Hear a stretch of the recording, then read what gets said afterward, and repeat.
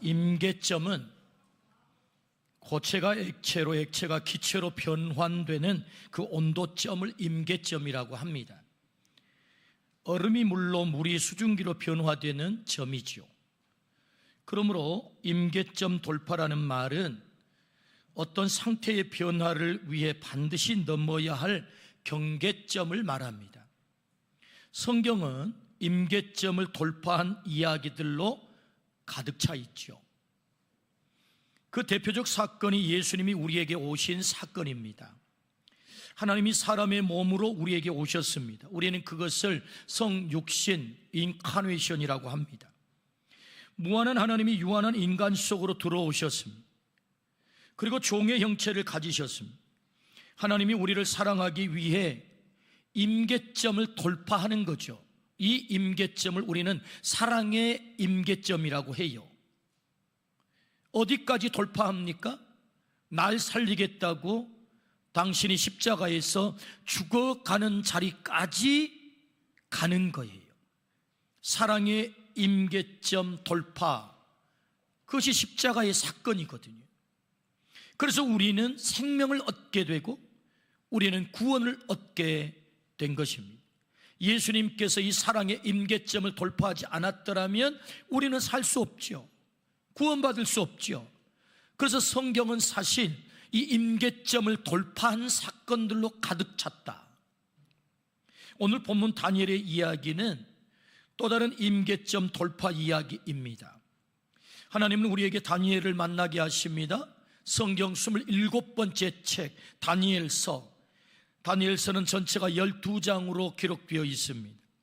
전체 내용은 하나님의 주권, 믿음의 승리를 말하고 있습니다. 하나님의 주권과 믿음의 승리를 말하고 있는 것이 다니엘서다. 다니엘은 성경의 대표적으로 믿음의 승리자임을 우리에게 보여줍니다. 칠흑 같은 밤하늘에 찬란히 빛나는 하나님의 별이었죠. 하나님은 분명히 살아계셔. 하나님은 오늘 또 일하셔. 하나님은 반드시 기도를 들으셔. 하나님은 반드시 믿는 자에게 승리를 주셔를 몸으로 우리에게 증거한 사람이 누구냐? 다니엘이라는 거예요. 그래서 별처럼 어두워져 버린 세상 속에 별처럼 빛나 하나님을 찬란하게 드러낸 사람이 누구냐? 다니엘이라는 거예요. 다니엘. 그는 임계점을 돌파한 사람입니다. 오늘 세상이 어둡습니다. 별로 쓰임받을 다니엘이 필요하다라고 말씀하세요. 그래서 그 별이 오늘 네가 되면 참 좋겠다. 나를 드러내는 세상 속에, 어두워져가는 세상 속에 날 드러내는, 하나님은 살아계시고 하나님은 일하시고 하나님은 기도에 응답하시고 믿는 자에게 반드시 승리를 주셔 그걸 증거하여 드러내는 다니엘과 같은 사람 네가 되면 참 좋겠어 라고 우리를 이 자리로 초청한 것입니다. 오늘 말씀을 통해서 오늘 우리가 다니엘처럼 하나님을 드러내는 사람 되기를 축복합니다. 하나님을 증거하는 사람 되기를 축복합니다. 하나님은 살아계시다고 우리의 삶을 통해서 말하는, 간증하는 그런 사람 되기를 축복합니다. 그렇다면 여러분, 다니엘은 도대체 어떤 임계점을 돌파했기에 그렇게 쓰임을 받았을까요? 그 첫 번째는 거룩의 임계점을 돌파했다. 거룩의 임계점을 돌파했다. 다니엘서 1장 8절입니다. 다니엘은 뜻을 정하여 왕의 음식과 그가 마시는 포도주로 자기를 더럽히지 아니하리라 하고 자기를 더럽히지 아니하도록 황관장에게 구하니. 다니엘은 뜻을 정했대요. 나 몸을 더럽히지 않을 거야. 어떻게요? 음식을 먹지 아니함으로. 누구의 음식? 왕의 음식. 우리를 더럽히는 것이 우리 본능의 원초적인 본능, 우리가 생존에 있어서 원초적인 본능인 먹는 것으로 테스트하고 있다는 사실을 기억해야 돼요. 먹는 것으로 내 몸을 더럽히지 않겠다. 다니엘은 1차 포로 BC 605년에 바벨론의 포로로 끌려갔습니다. 죽은 목숨과 같은 자리에 떨어졌지요. 모든 소망이 끊어졌을 때 그는 궁궐 교육에 발탁이 됐어요. 훈련을 잘 통과하면 생존할 수도 있고 출세길이 열리기도 합니다. 그러니 여러분, 운명을 바꿀, 팔자를 바꿀 절호의 기회를 잡은 거예요. 어떻게 해야 되겠습니까? 훈련을 잘 통과해야 되겠잖아요. 교육대장 황관장의 눈에 들어서 내가 너를 왕에 청거해도, 왕에게 청거해도 너는 잘 감당할 수 있을 것 같아 하고 청거되도록 교육대장 눈에 쏙 들어야 되는 것 아닙니까? 그러면 어떻게 해야 되겠습니까? 그 기회를 붙잡기 위해서 나는 왕에게 목숨 바쳐 충성을 다하는 사람입니다라고 증명해야 되지 않겠어요? 그런데 이 궁궐 교육의 그 첫 번째 테스트가 뭐예요? 왕이 지정한 음식을 먹는 거예요. 이게 왕의 명이에요. 왕은 장차 바벨론 핵심 요직에 사용하기 위해서 음식까지 지정을 한 거예요. 내 말을 100% 네가 따를 수 있느냐, 이거 테스트하는 거거든요. 그런데 다니엘은 그 음식을 거절했다고요. 자신에게 주어진 절호의 기회, 자신의 운명을 바꿀 수 있는 절호의 기회를 사실은 거절하는 거랑 똑같습니다. 참 요령 없는 답답한 친구들입니다. 시국이 어느 때입니까? 나라가 망했어요. 죽느냐 사느냐 기로에 서 있습니다. 팔자를 고칠 기회가 찾아왔다니까요. 먹는다고 죽는 것도 아닌데 안 먹을 이유가 뭡니까? 음식에 목숨을 거는 것, 별것 아닌 음식에 목숨을 거는 것, 그거 굉장히 미련한 짓이잖아요.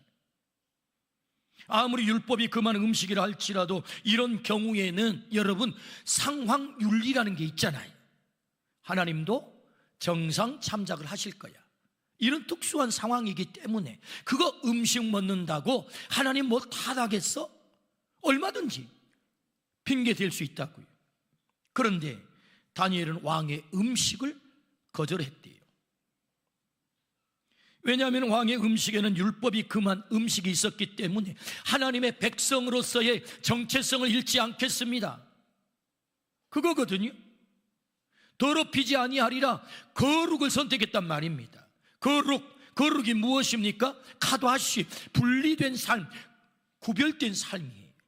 세상의 사람들과 다른 삶을 살겠습니다. 내가 하나님의 백성이거든요. 혹 내가 그것을 먹지 않아, 내가 세상 속에 발탁되지 않아도, 택함을 받지 않아도 나는 그 길을 가지 않겠습니다. 하나님의 마음에 드는 길을 가겠습니다. 하나님이 기뻐하는 길을 가겠습니다. 그걸 선택한 거거든요. 하나님 기뻐하지 않는 일은 하지 않겠노라. 하나님 기뻐하시는 일만 하겠노라. 그것이 거룩을 선택했다고요. 거룩. 놀랍게도 황관장에게 저를 10일 동안 테스트하십시오. 왕의 음식, 저 기름지고 영양가 있는 저 음식을 먹지 않고도 먹는 자와 제 얼굴을 비교하십시오. 10일이 지났습니다. 놀랍죠? 먹지 않는 사람과 먹는 사람, 먹지 않은 다니엘과 먹는 사람의 얼굴보다 다니엘의 얼굴이 훨씬 빛이 났다. 할렐루야. 누가 빛나게 하는 것입니까? 하나님이 빛나게 하는 거죠. 나를 빛나게 하는 존재가 누굽니까? 하나님이라는 것을 말씀하고 있는 거잖아요. 누가 나를 높입니까? 하나님이 높이는 거죠. 3년 동안 그렇게 훈련을 받아요. 그 결과가 무엇입니까? 다니엘서 1장 17절. 하나님이 이 네 소년에게 학문을 주시고 모든 서적을 깨닫게 하시고 지혜를 주셨으니 다니엘은 또 모든 환상과 꿈을 깨달아 알더라. 20절. 왕이 그들에게 모든 일을 묻는 중에 그 지혜와 총명이 온 나라 박수와 술객보다 10배나 나은 줄 아니라. 할렐루야. 놀랍잖아요. 10배나 더 지혜롭게 됐대요. 왕이 쏙 들었다는 것 아닙니까? 왕이 누구를 사용하겠어요? 10배나 지혜가 출중한 이 사람들을 쓰지 누구를 쓰겠습니까? 그러므로 여러분, 거룩을 선택했을 때 하나님이 우리를 빛나게 하신다. 하나님이 우리를 높이신다. 그래서 여러분, 이 바빌론에 포로로 끌려온 노예가 바벨론의 종리에 발탁이 됐다고요. 놀라운 일이잖아요. 무엇입니까? 거룩을 선택한 거죠. 거룩의 임계점을 돌파한 거죠. 거룩의 임계점. 주님은 우리에게 거룩의 임계점을 돌파하라고 말씀하세요. 우리가 살아가는 이때가 어떤 때입니까? 진단을 너무나도 분명히 잘한 하나님의 말씀이 있어요. 갈라디아서 5장 19절에서 21절. 육체의 일은 분명하니 곧 음행과 더러운 것과 호색과 우상 숭배와 주술과 원수 맺는 것과 분쟁과 시기와 분냄과 당 짓는 것과 분열함과 이단과 투기와 술 취함과 방탕함과 또 그와 같은 것들이라. 전에 너희에게 경계한 것 같이 경계하노니 이런 일을 하는 자들은 하나님의 나라를 유업으로 받지 못할 것이요. 아멘. 이 시대를 정확하게 진단하는 말씀. 이 시대가 어떤 시대예요? 어둠의 시대라는 거죠. 유기영을 지배하는 시대, 유기영을 압도하는 시대,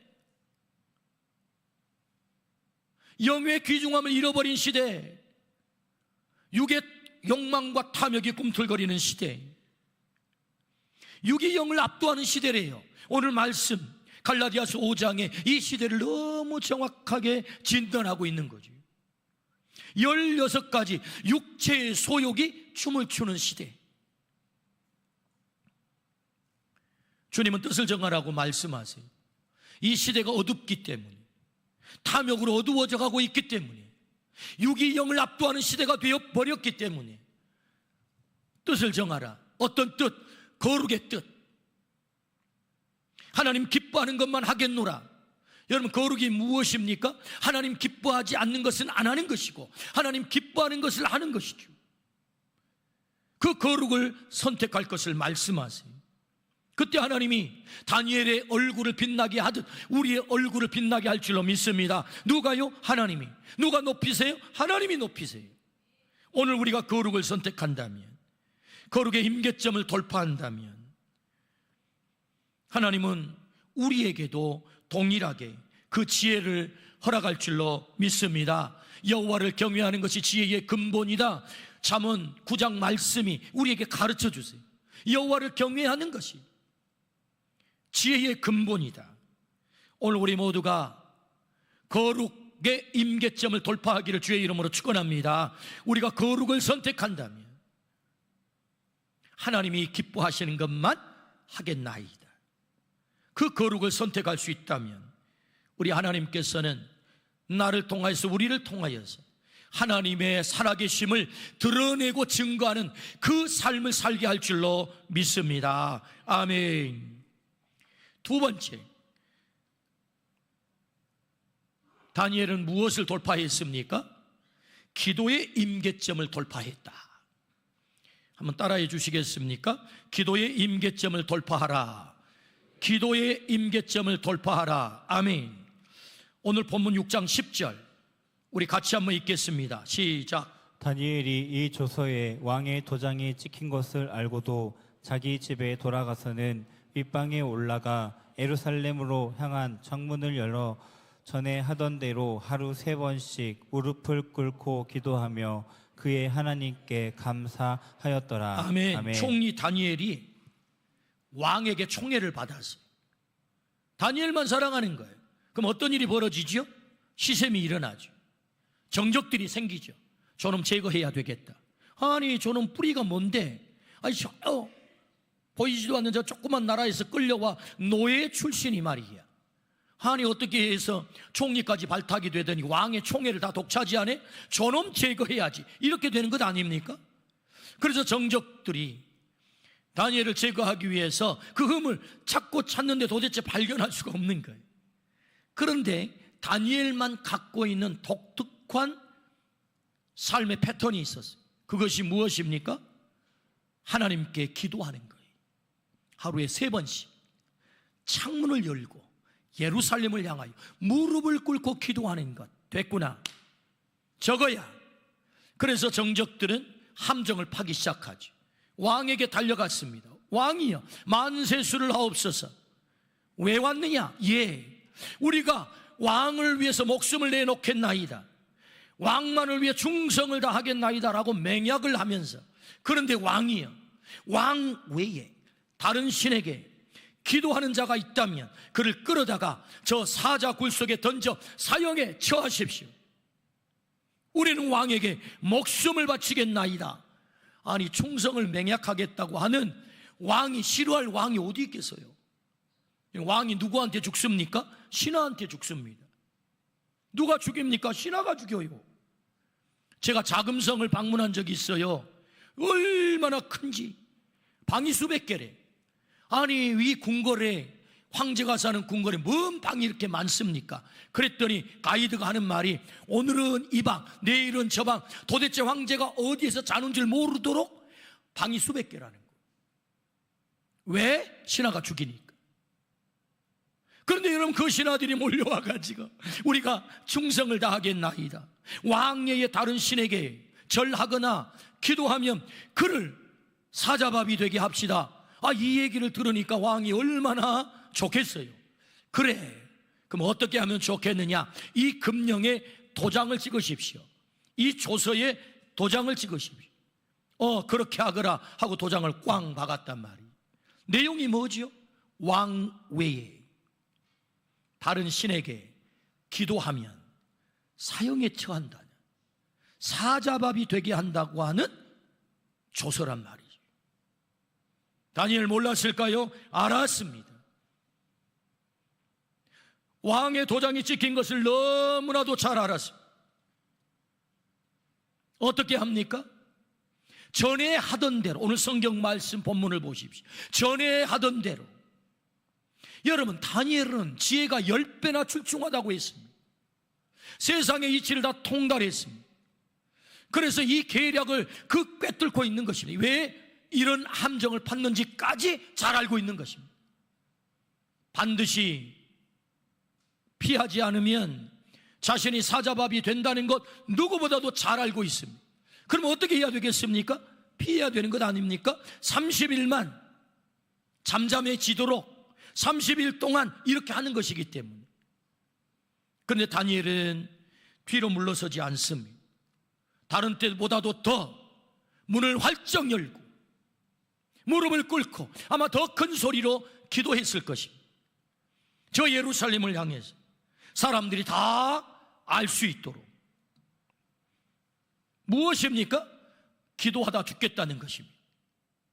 기도에 목숨을 걸겠다는 것입니다. 기도하다가 나 죽어도 괜찮겠다는 것입니다. 여러분, 오늘 기도의 내용 본문을 한번 보십시오. 마지막 말씀, 하루 3번씩 무릎을 꿇고 기도하며 그의 하나님께 감사하였더라. 여러분, 감사가 나오겠습니까? 그의 기도의 내용이 예사롭지가 않아요. 감사했대요. 아니, 모함을 당하고 계략에 빠져서 함정에 걸려가지고 사자밥이 되게 생겼는데 감사했대요. 성경은 말씀합니다. 믿음은 바라는 것들의 실상이라고. 할렐루야. 믿는 대로 이루어질 줄로 믿습니다. 그렇다면 여러분, 다니엘은 이런 상황 속에서 어떻게 감사의 기도를 드릴 수 있겠습니까? 오늘 내가 믿음으로 하나님께 기도하면 그 기도가 반드시 미래에 이루어지리라 믿었다는 거죠. 하나님은 응답하리라 믿었다는 거죠. 하나님 일하시리라 믿었다는 거죠. 그래서 미리 감사하고 있는 것입니다. 하나님의 역사를 믿음으로 보고 있기 때문에. 그러므로 여러분, 믿음의 또 다른 말이 기도라는 사실 아십니까? 하나님을 믿는다면, 정말로 내가 하나님을 믿는다면 반드시 기도하게 돼 있다. 그러므로 여러분, 다니엘은 이 계략의 핵심을 다 꿰뚫고 있는 것입니다. 그 함정을 꿰뚫고 있는 것입니다. 그럼에도 불구하고 하나님께 감사의 기도를 포기하지 않았던 다니엘, 뭘 말합니까? 기도의 임계점을 돌파하겠다는 것입니다. 정적들이 우글거리고 적들이 우글거려 죽이려고 하는데 어떻게 감사가 나오겠어요? 그런데 감사의 기도를 드리는 것입니다. 이름하여 이름의 기도의 임계점, 기도의 임계점을 돌파하겠다고 하는 결연한 모습인 거죠. 아무것도 염려하지 말고 모든 일에 기도와 간구로 너희 구할 것을 감사함으로 아뢰라. 그리하면 모든 지각에 뛰어난 하나님의 평강이 너희 마음과 생각을 지키시리라. 할렐루야. 염려가 있을 때, 걱정이 있을 때, 내 인생의 삶의 문제가 풀리지 않을 때 어떻게 하라고요? 염려하지 말고 하나님을 믿고 나아가 기도와 간구를 하되 감사함으로. 어떻게 해요? 감사함으로. 왜 감사해야 되는 것입니까? 하나님이 그 기도를 반드시 이루어 주실 것이기 때문에. 할렐루야. 미리 감사하는 거죠. 그러므로 여러분, 10배의 지혜가 출중했던 다니엘은 기도야말로 최고의 지혜임을 알았던 거죠.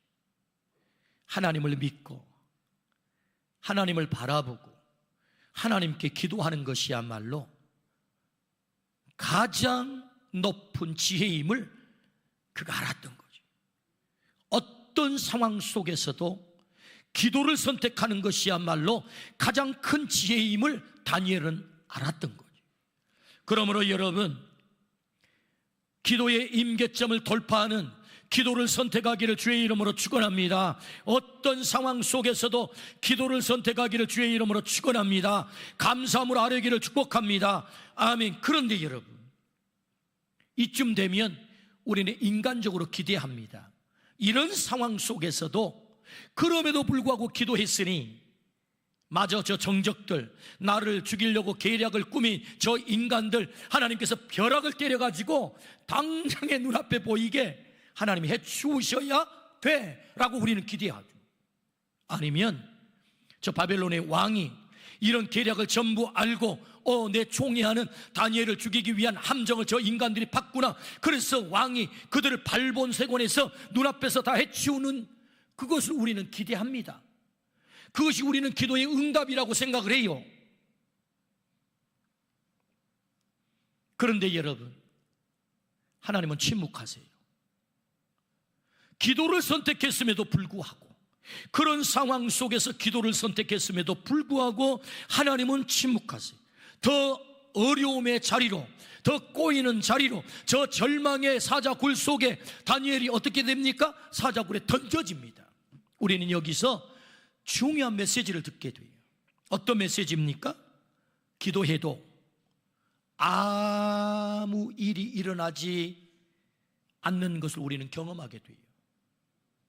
기도했는데 아무런 일도 안 일어나요.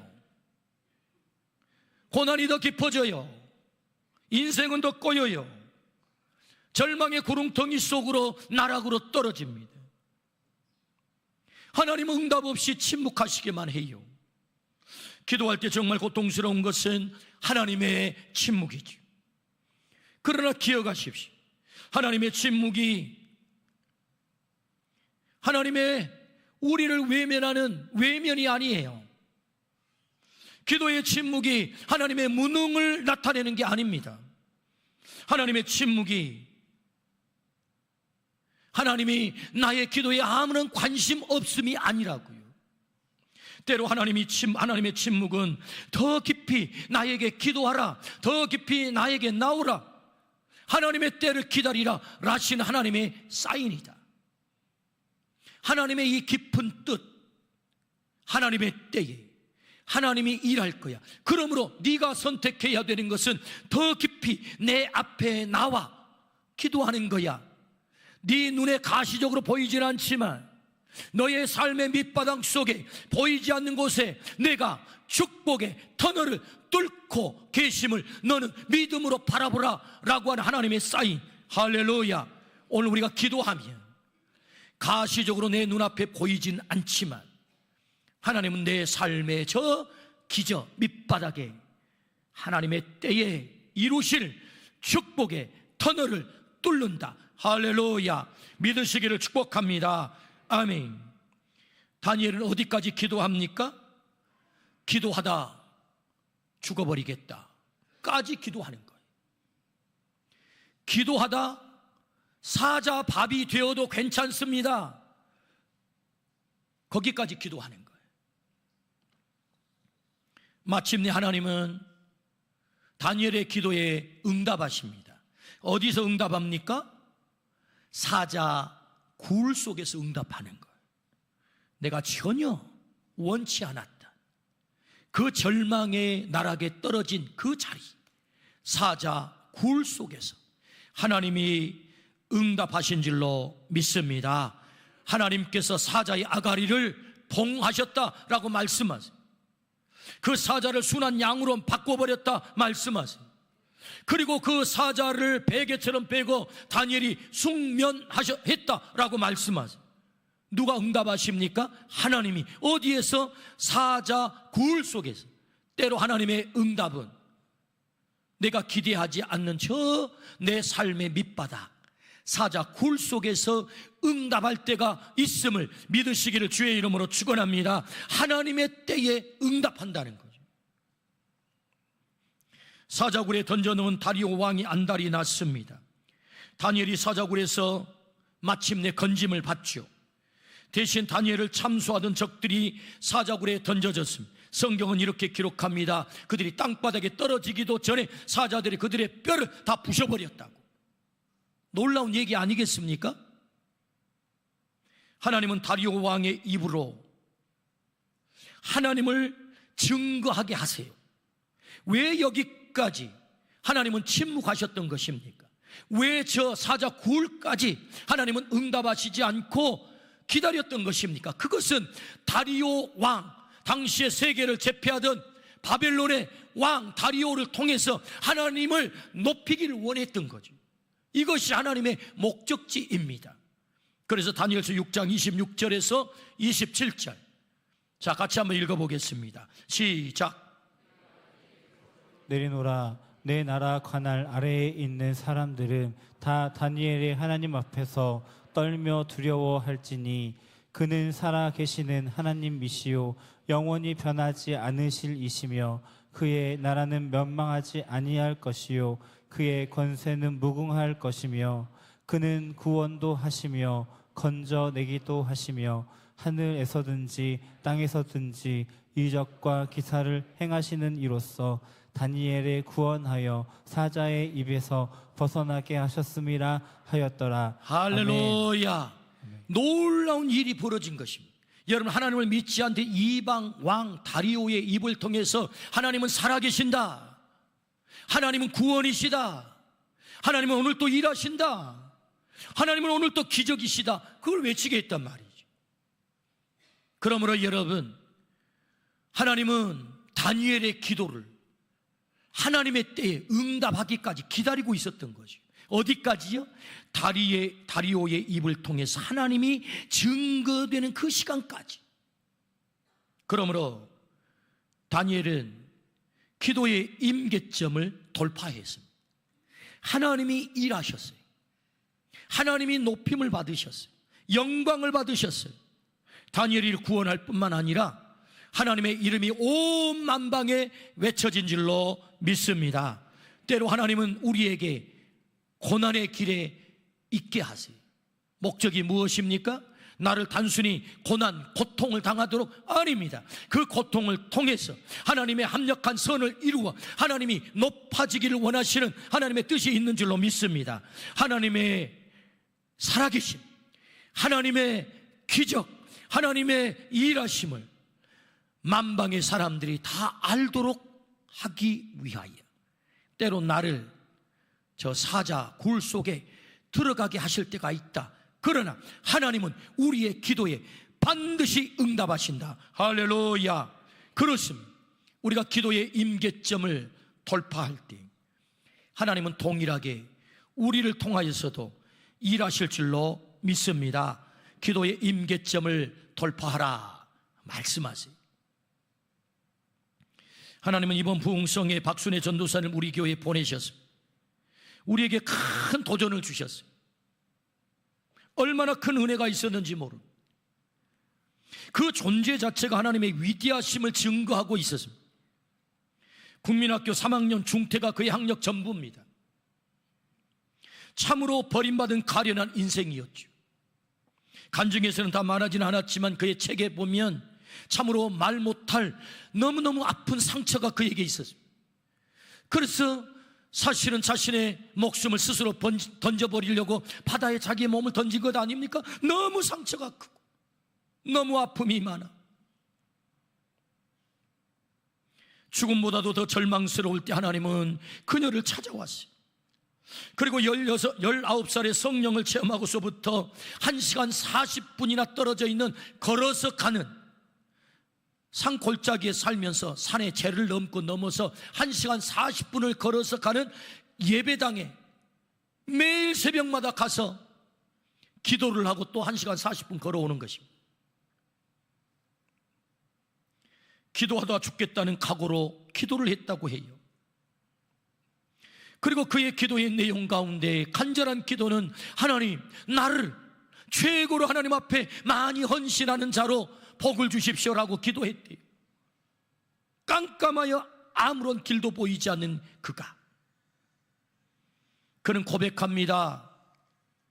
기도는 길었는데 응답은 순간이었다고. 기도는 길었는데 응답은 순간이었다고. 하나님은 그의 기도대로 응답한 줄로 믿습니다. 초등학교 3학년 중대 학력인 전부인 그가 1000명이 다니는 학원 원장이 된 거예요. 누가 그렇게 하신 것입니까? 하나님이 그렇게 하셨대요. 하나님이 그를 세우셨대요. 하나님, 저를 최고로 많이 헌신하는 자로 삼아 주십시오라고 기도했을 때 그는 월 1000만 원 11조를 하는 그런 자리에 하나님이 세워주셨다는 거예요.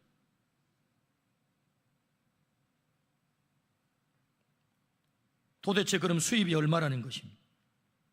그리고 20년째 하나님은 전 세계를 다니며 하나님의 말씀을 전파하고 간증을 하는 그런 삶으로 자기를 사용하고 계신다는 것입니다. 그가 그토록 존귀하게 쓰임받는 것, 그것은 딱 하나, 비결은 딱 하나, 기도의 임계점을 돌파한 거죠. 헌신의 임계점을 돌파한 거죠. 믿음의 임계점을 돌파한 거죠. 오늘 또 기도의 임계점을 돌파할 때 하나님은 놀랍게 사용할 줄로 믿습니다. 오직 기도하겠노라. 그래서 샌드위치를 2개 준비해 달래요. 아니, 식사를 하셔야죠. 아니라고. 나는 밖에 나가지 않는다. 그저 숙소에서 아침 점심은 샌드위치로 때우고 기도만 한다고. 저녁만 식사를 같이 했어요.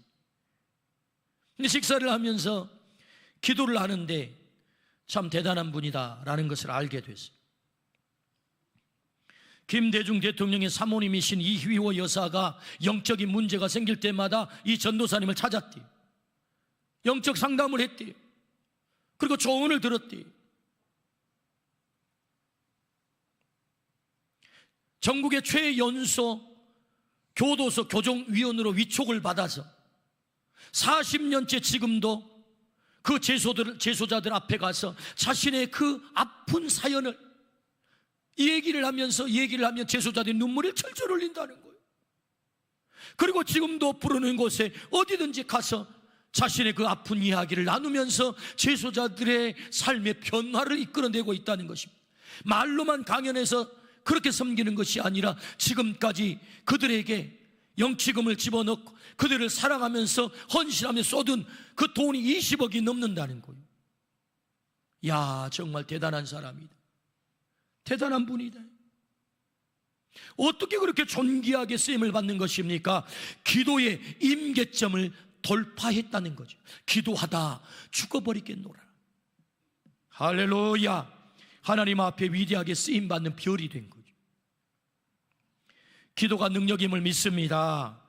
기도의 자리가 하나님의 자리임을 믿습니다. 기도는 길지만 응답은 순간이다 우리에게 가르쳐 주셨어요. 주님은 우리가 기도의 사람이 되기를 원하세요. 기도는 하나님의 아이디어입니다. 기도하지 않고 일을 하면 그 일은 내가 해야 되지만 내가 기도하고 그 일을 하면 하나님의 일이 될 줄로 믿습니다. 한번 따라해 주시겠습니까? 기도하지 않고 하면 내 일이지만, 기도하지 않고 하면 내 일이지만, 기도하면 하나님의 일이 된다. 그러므로 기도는 능력이 되는 것입니다. 그러므로 여러분, 하나님은 우리에게 말씀하세요. 기도의 임계점을 돌파하라고. 2월 17일부터 우리는 50일 기도학교를 시작하려고 합니다. 60주년을 준비하면서 우리 교회가 하나님이 기뻐하는 교회를 세우면 좋겠어, 그런 교회를 이루면 좋겠어라고 하나님이 제 마음속에 감동하십니다. 그 교회가 어떤 교회입니까? 기도하는 교회야. 내 집은 만민이 기도하는 집이거든. 주님이 말씀하셨듯 교회가 기도하는 교회가 되면 좋겠어. 그럼 어떻게 하면 좋지요? 50일 기도학교, 새벽을 깨워 기도를 배워, 기도의 원리를 배워, 그리고 기도의 응답을 체험해, 기도의 기적을 보는 거야. 하나님이 어떻게 일하시는지. 그래서 50일 기도학교를 2월 17일부터 시작하려고 해요. 아, 누군가 와서 하겠지, 누군가 그렇게 할 거야. 아니요, 오늘 나에게 네가 그 기도의 사람이 되면 좋겠어. 그래서 기도의 임계점을 네가 돌파하여 하나님이 오늘 또 일하심을 네가 보면 좋겠어 라고 우리에게 이 일을 작년에 계획하게 하셨어요. 60주년을 준비하면. 그러므로 여러분, 새벽을 깨워 권능의 삶을 살기를 주의 이름으로 축원합니다. 하나님의 살아계심을 체험하기를 주의 이름으로 축원합니다. 새벽에 잠을 자면 꿈을 꾸지만 새벽에 일어나 기도하면 꿈을 이룬다. 할렐루야. 기도는 하나님의 아이디어, 오늘 또 응답하여 우리의 얼굴을 빛나게 할 것입니다. 우리를 높이실 것입니다. 저 사자 굴 속에서 우리를 끌어올려 하나님을 믿지 않는 자들로 하여금 하나님의 살아계심을 보게 할 것입니다. 어떻게 해요? 기도의 임계점을 돌파할 때. 오늘 네가 그렇게 쓰임받는 내 별이 되면 좋겠다. 주님이 말씀하세요. 우리 모두가 거룩의 임계점, 기도의 임계점 돌파하여 하나님의 살아계심, 그 전능하심, 그 기적을 우리의 삶 속에도 동일하게 체험하기를 주의 이름으로 축원합니다. 아멘. 기도하십시오.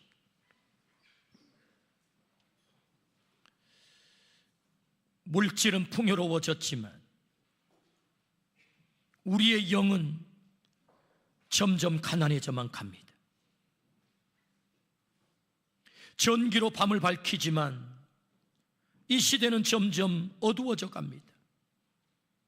우리가 하나님을 떠나기 때문이고 하나님의 능력을 구하지 않기 때문입니다.